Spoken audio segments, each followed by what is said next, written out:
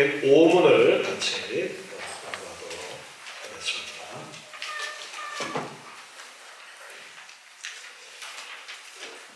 제1계명에 대한 부분인데요. 제1계명은 나 외에는 다른 신들을 내게 있게 말지니라 라는 이 계명이 제1계명입니다. 나 외에는 다른 신들을 너에게 있게 해서는 안 된다 라는 그러한 말씀인데요. 제가 문제를 읽겠습니다. 좀 길지만 우리의 답을 같이 좀 읽어주시기 바랍니다. 105문 제1계명의 금한 죄들이 무엇입니까?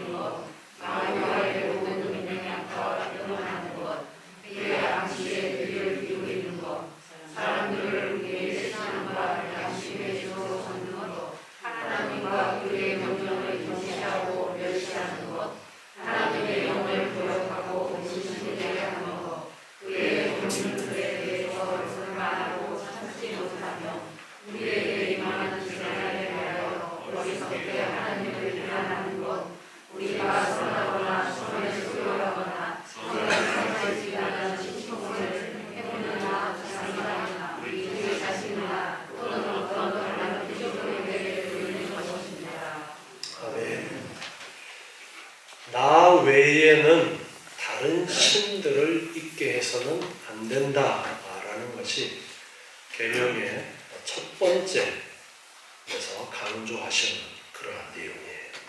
그래서 1계명에서 금한 죄가 무엇인가를 이제 105문에서 다루는데요. 몇 주에 걸쳐서 잘라서 내용이 길어서 그렇게 살펴보도록 하겠는데요. 1계명에서 금한 죄는 하나님을 부인하거나 모시지 않는 무신론이라고 이제 가장 먼저 하나님을 부인하거나 하나님을 모시지 않는 무신론이라는 이야기를 하면서 이것이 죄다 그렇게 정리를 해서 말씀하고 있습니다. 무신론이라는 것을 세 가지로 구분해서 우리가 생각을 해볼 수가 있는데요.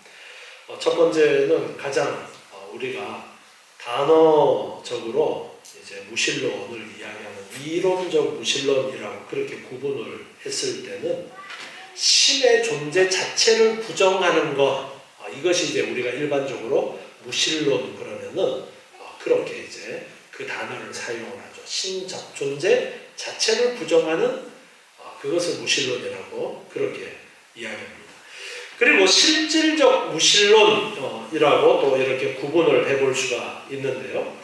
자기가 생각하는 그러한 신은 믿지만 성경이 말하는 하나님을 믿지 않는 그러한 것을 실질적인 무신론, 하나님을 믿지 않고 다른 신을 믿기 때문에 그건 역시 무신론이라고 우리가 그렇게 말할 수 있는 것입니다.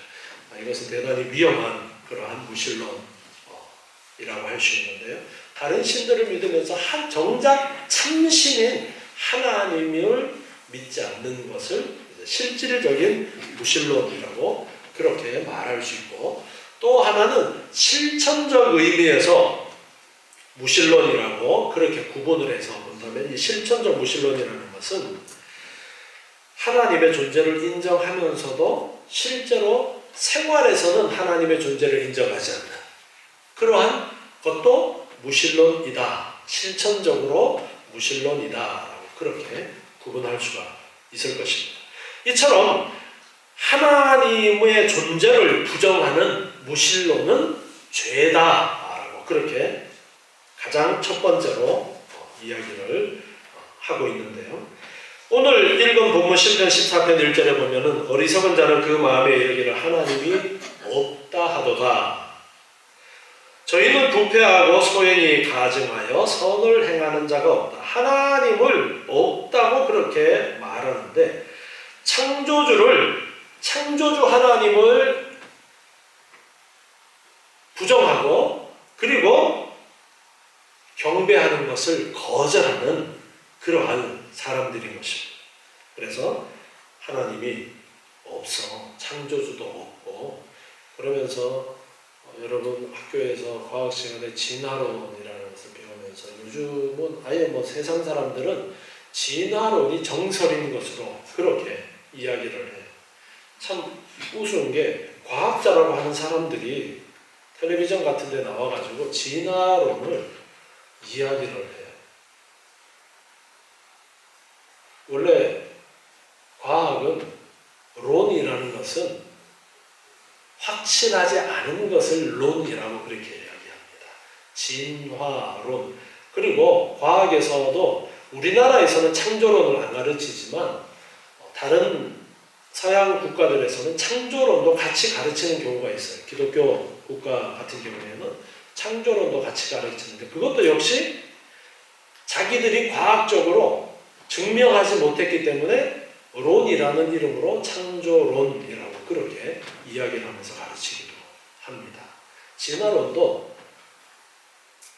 여러분 생물 시간에 배웠던 이렇게 뼈다귀들 쭉 나오고 하는 그런 거, 그거 다 가짜예요.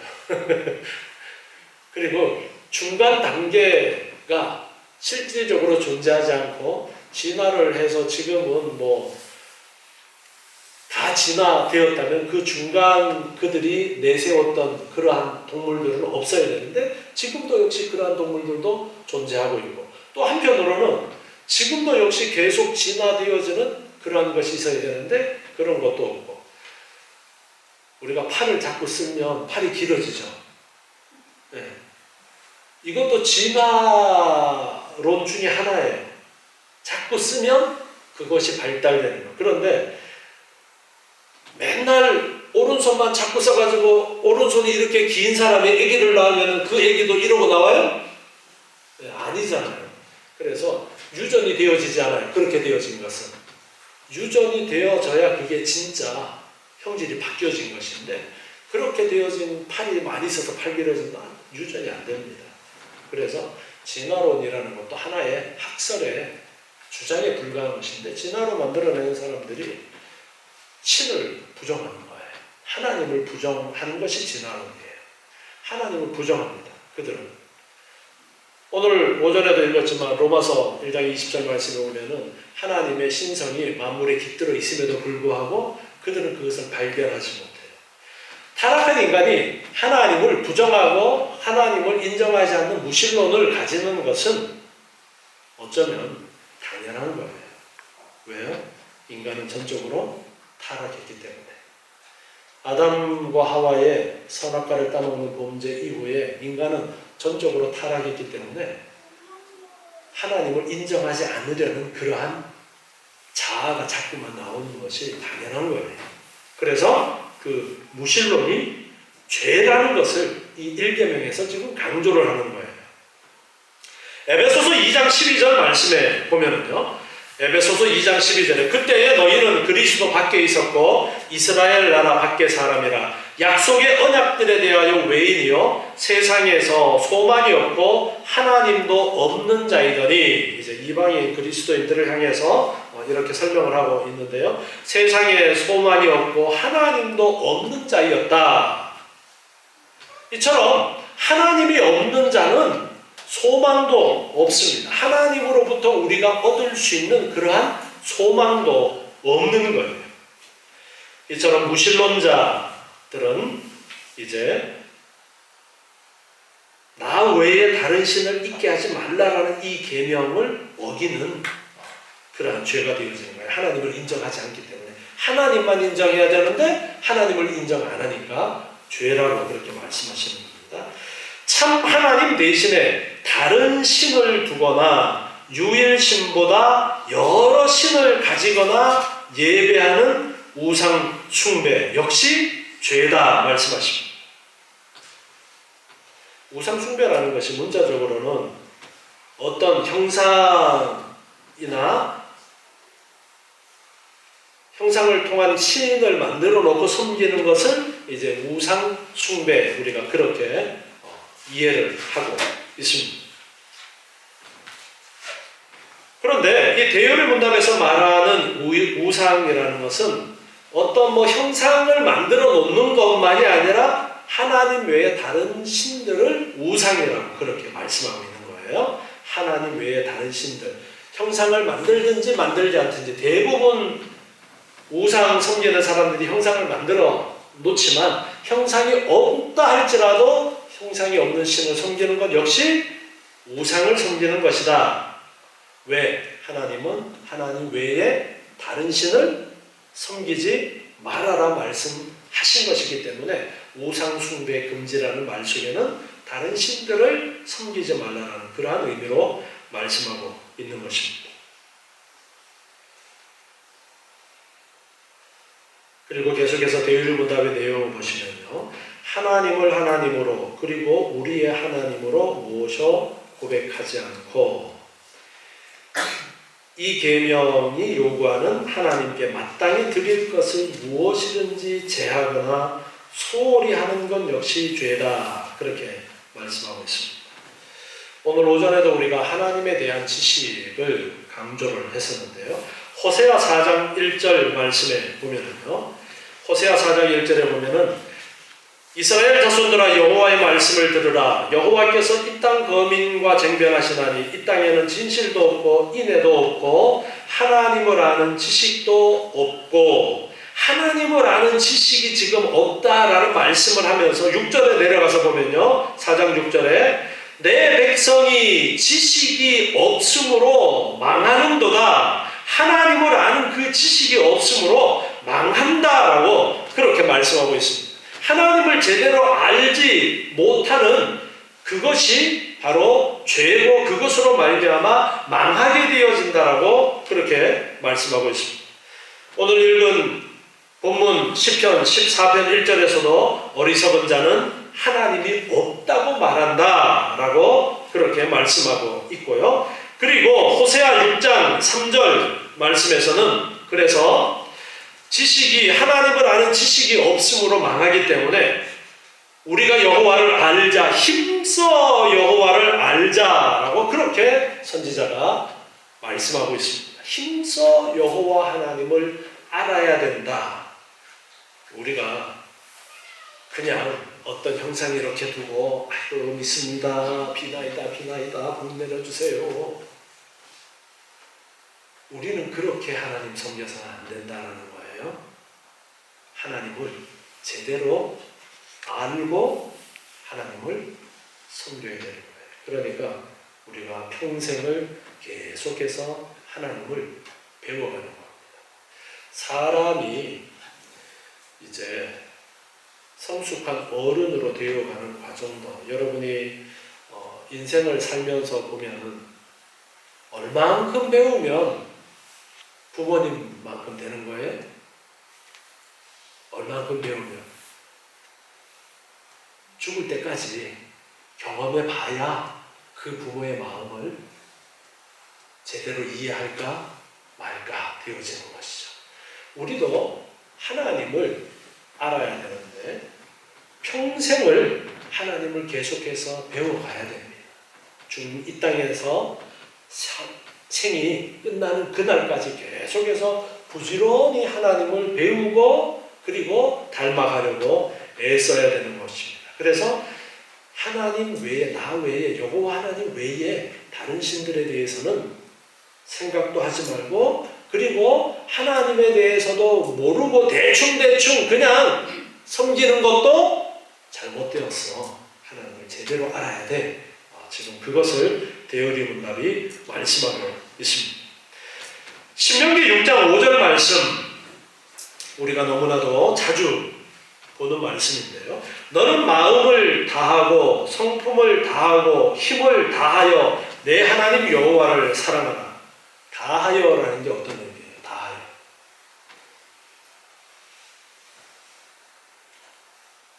몇 프로 하라는 거예요? 몇 프로요? 100%.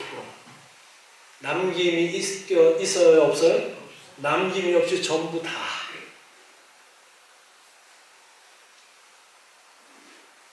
그래서 내가 태만하는 것도 죄가 되어있어요. 하나님 앞에서. 다 하지 못하는 것.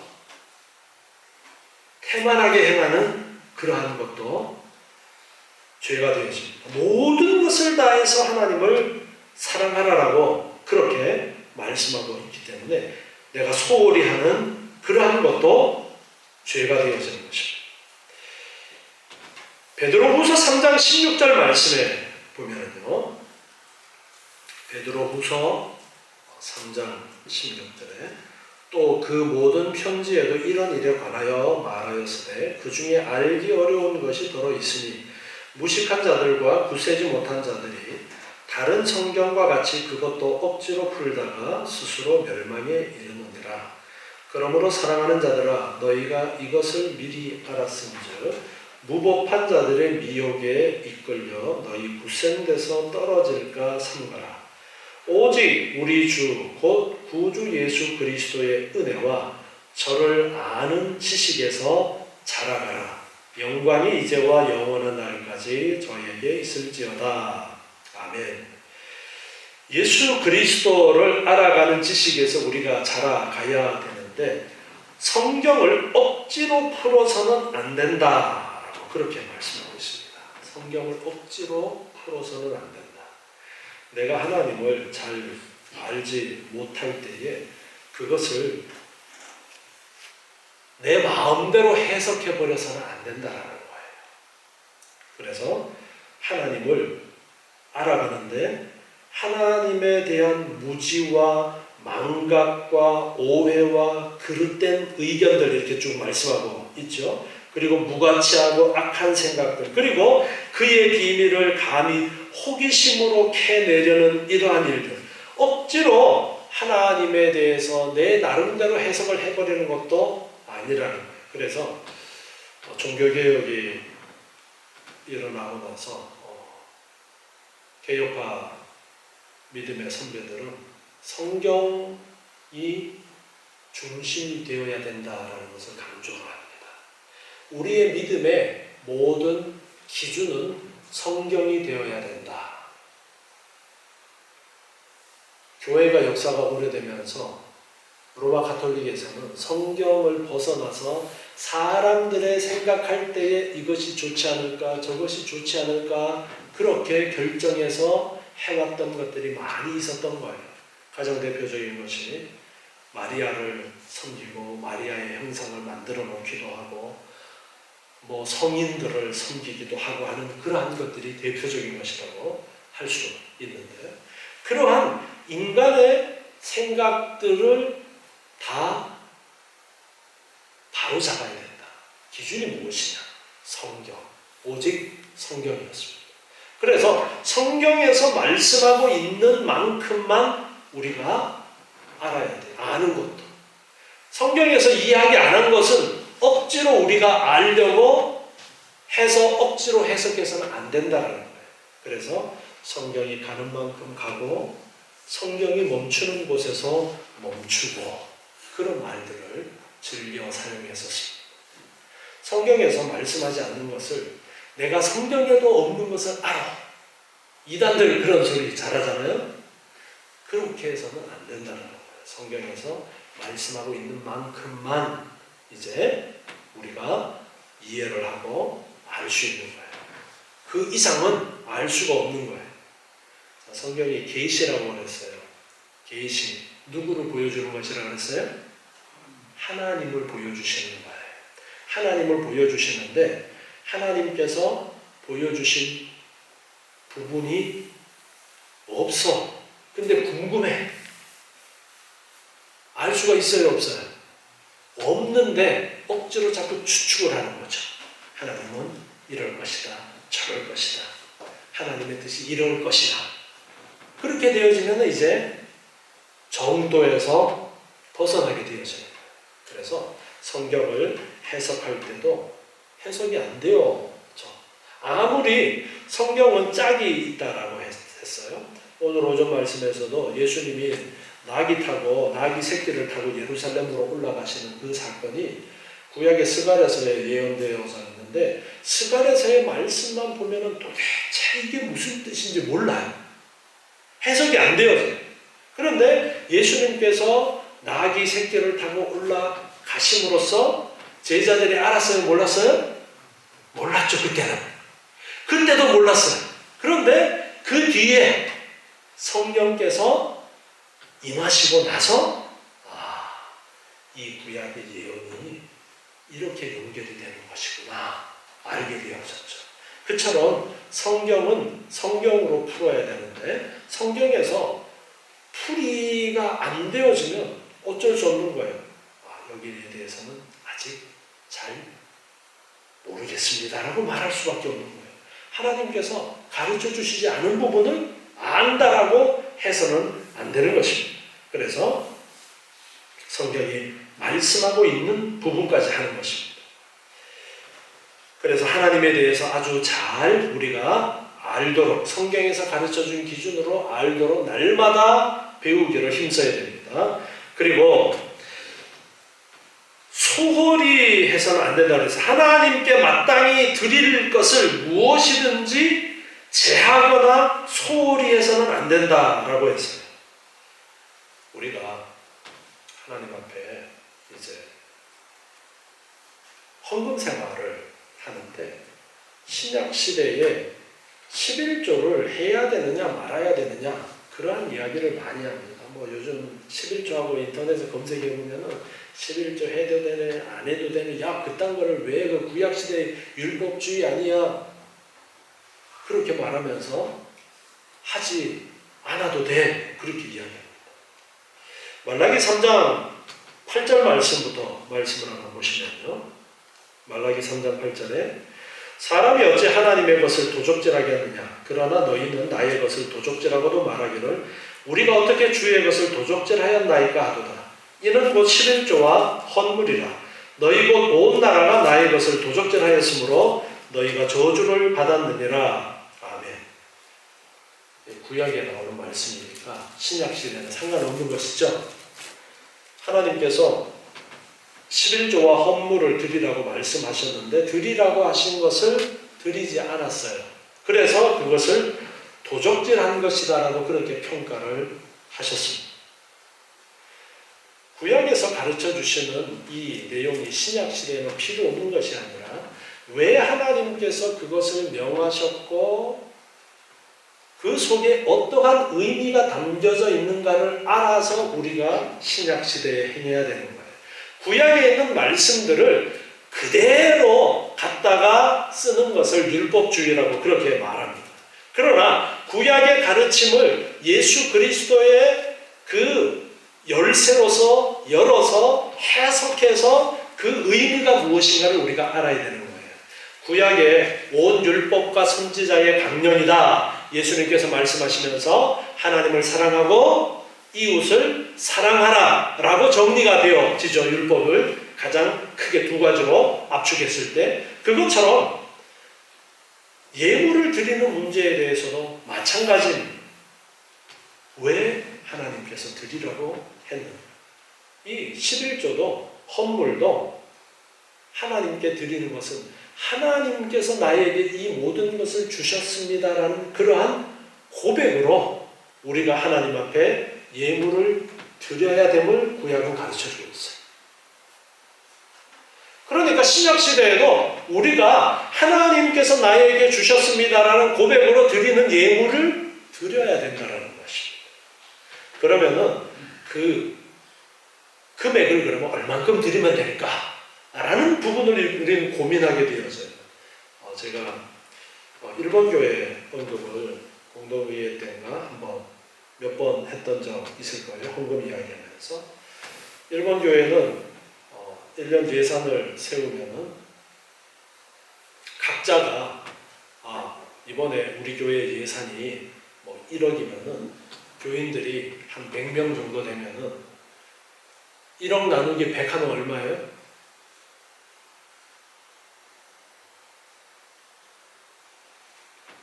100만이죠? 네. 내가 100만 원 정도는 내가 부담을 해야 되는구나 라고 생각을 하고 헌금 생활을 한다는 거예요. 근데 일본은 교회가 교인들이 되게 작아요. 교인들 몇십 명 되는 교회는 큰 교회예요. 그러니까 필요한 그러한 예산을 내가 어느 정도는 감당해야 되겠구나라고 헌금을 하는데 목사님의 이야기를 들어보면 11조보다가 더 많은 그러한 금액이 되어진다라고 말합니다. 그래서 그 사람들은 뭐 11조니 뭐 다른 헌금 없이 자기가 알아서 그렇게 내어 놓는다는 거예요. 우리도 마찬가지로 내가 알아서 놓는 것이 기본 원리입니다. 그런데 구약에 보니까 11조라는 것을 말씀을 하셨는데 우리가 그 원리를 따라서 하나님께서 특별히 10분의 1을 말씀을 하셨으니까 우리도 그 구약의 그 11조의 가르침이 구약에서만 끝나는 그런 가르침이 아니라 우리가 이 땅에 살아가는 날 동안 계속해서 따르는 것이 마땅한 그러한 가르침이라고 믿기 때문에 11조 생활을 하는 거예요. 초대교회 때는 얼마큼 드렸어요? 신약시대에 자신의 재산 전부를 들은 일을 사도행전에 말씀하고 있어요. 그러니까 구약은 접어놓고 신약에 따라서 드리면은 어떻게 해야 돼요? 내 재산 다 내놓아야 돼요. 그런데 성경에서 하라는 대로 그대로 우리가 하는 것이 아니라 거기에 담겨져 있는 의미를 우리가 가지고 오는 거예요. 그래서 내가 가지고 있는 것, 하나님이 나에게 물질을 주신 것인데 그것을 하나님 기뻐하시는 뜻대로 사용해야 된다라는 그 기본 마음을 가지고 하나님 앞에 헌금을 드려야 되는 거예요. 이렇게 하나님 앞에 드릴 수 있는 그러한 여건이 되어지고 됨에도 불구하고 하나님 앞에 드리지 않는 소홀함까지도 하나님께서는 죄라고 지금 그렇게 말씀하시는 것이 나 외에 다른 신을 섬기지 말라라는 이 강조 부분에서 우리가 놓치지 말아야 될 것이다 라는 것을 우리가 또한 알아야 됩니다. 그래서 헌금 생활 할 때도 내가 정말 내 마음속에 감동하는 대로 드리는 거예요. 헌금은 마음의 감동대로 드리는데 감동이 왔는데 감동대로 안 하는 것 역시 소홀합니다 라는 것을 우리가 잊지 말아야 됩니다. 그래서 오늘은 여기까지 배우겠는데요. 온전히 하나님을 바로 알아서 무신론자가 되지 않고 하나님을 인정하는 자가 되어지면서 하나님을 인정하는 자가 되어서 내 삶 속의 모든 것을 다해서 하나님을 사랑하기를 힘써야 된다라는 강조까지 오늘 배우도록 하겠습니다. 기도하겠습니다. 하나님 감사합니다.